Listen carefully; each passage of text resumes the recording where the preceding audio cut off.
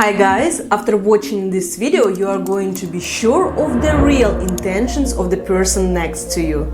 My name is Darina and I'm doing my psychology postgrad in Australia. Let's get started. Firstly, let's make it clear what means loving someone. Love is a verb. To love means to do, which means I'm doing something to love you, to make you feel loved. In simple words, it is actions. A lot of people can argue on this one, saying that love is a feeling, which is an adjective. However, let me try to prove my point. If a mother loves her child, she's not just going to sit there and be like, oh my god, what a cute kid. She's going to look after it, feed it, bring it to school, give an education, dress up weather appropriate, care about their feelings, and so on.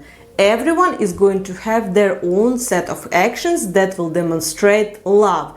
And here we can refer to the languages of love, when everyone is demonstrating love in the way they would like to receive it. However, plus or minus, we understand that the main idea is if someone is loving us, they are going to show it to us with certain actions. So the main word here will be reciprocity.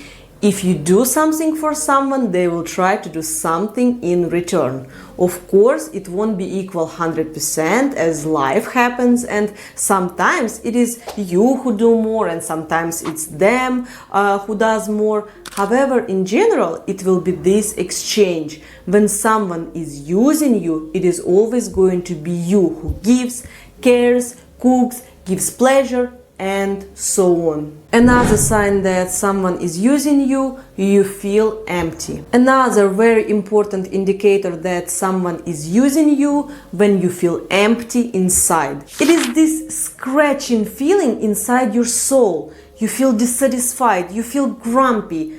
Why is it happening? Because you keep giving and getting nothing in return. I love this expression. You cannot pour from an empty cup. You need it to be refilled. However, when you receive nothing in return, this feeling of emptiness appears. So stay attuned to your inner world, because we are prone to rationalize a lot of feelings, but no matter how much you rationalize, if you're not happy, you're not happy. Their reasons should not define your reality. That's all. More skillful manipulators can occasionally throw something on you.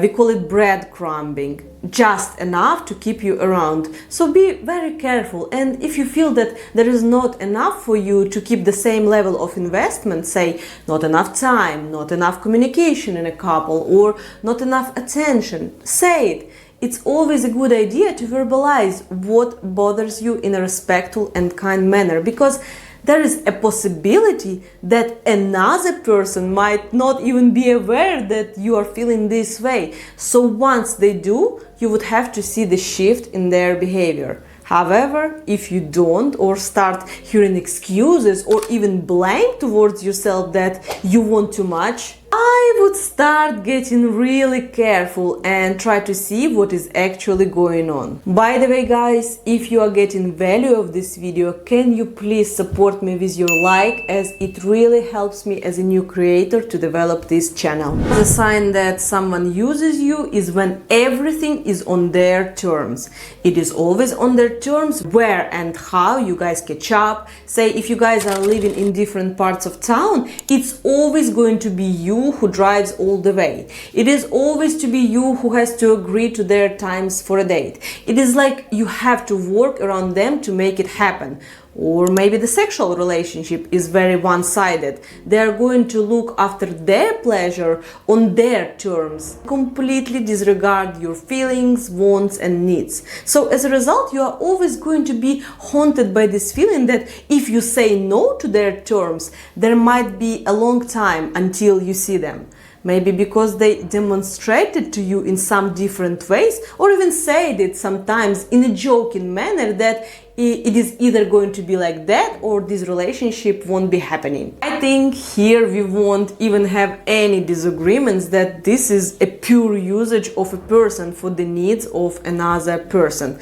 However, I still think that There might be some people who would try to rationalize such behavior. However, let's be realistic. If someone is not able to shift their ways and would rather lose you, where is the love here? Another sign that they do not love you but rather using you is that they are not interested in you as a person.